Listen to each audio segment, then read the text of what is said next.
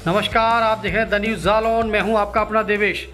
इस वक्त की बड़ी और अहम खबर जनपद जालौन के बुंदेलखंड एक्सप्रेसवे से। जी हां, द न्यूज़ जालौन पर इस वक्त की बड़ी और अहम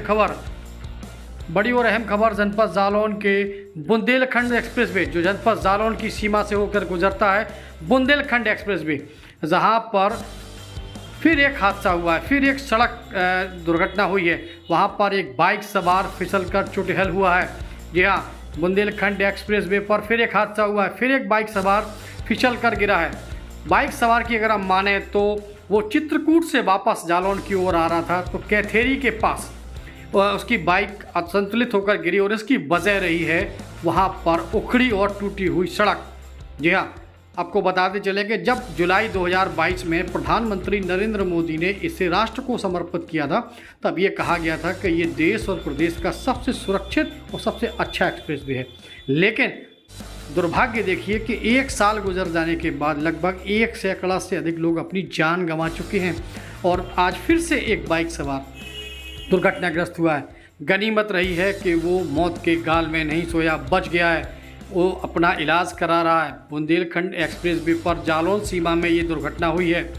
बुंदेलखंड एक्सप्रेसवे पर ये चुटहल हुआ है, टूटी हुई सड़क पे असंतुलित होकर बाइक गिरी है। मोहित सोनी इसका नाम बताया गया है। ये बाइक सवार चित्रकूट से वापस लौट रहा था, अपनी बच्ची से मिलने गया था ये मोहित, और वहाँ से लौटते समय जालौन की सीमा में जैसे ही प्रवेश हुआ है तो आगे चलकर वहाँ पर टूटी हुई सड़क पे ये हादसा हुआ है और मोहित सोनी दुर्घटनाग्रस्त हुए हैं। मोहित सोनी से हमने बात की है। चलिए सुनिए खुद की कहानी, यानी मोहित की कहानी, मोहित की ज़बानी सुनिए। मोहित क्या कह रहे हैं? भैया मोहित सोनी। मोहित जी, आपको ये चोट लगी है, कैसे लगी, क्या हुआ है बताइए। ये मैं बुंदेलखंड एक्सप्रेसवे होते हुए मैं चित्रकूट गया हुआ था अपनी बच्ची के पास मिलने, तो वहाँ से वापसी कर रहा था जब, तो वहीं ये उरई के पास हम आ गए थे। अपने जालौन नज़दीक ही था मेरा, 25 किलोमीटर लगभग 25-30 बचा हुआ होगा, तब मेरा ये एक्सीडेंट हुआ। और एक्सीडेंट भी मेरा रोड की वजह से हुआ। कोई सामने बाइक नहीं, कोई दुर्घटना इस तरीके से नहीं, रोड ख़राब आ गई अचानक। और ऐसा मुझे रास्ते में कई जगह महसूस होता रहा कि रोड ख़राब आ रही है। रोड जो है बनी बनाई रोड को उखड़ी हुई मुझे मिली गई अचानक, और वहीं डिसबैलेंस गाड़ी हो गई जिससे स्लिप हो गए। अच्छा, जब आप गिरे हैं तो उस समय आपको प्रथम प्रिकॉशन कैसे मिली, क्या कैसे हुआ?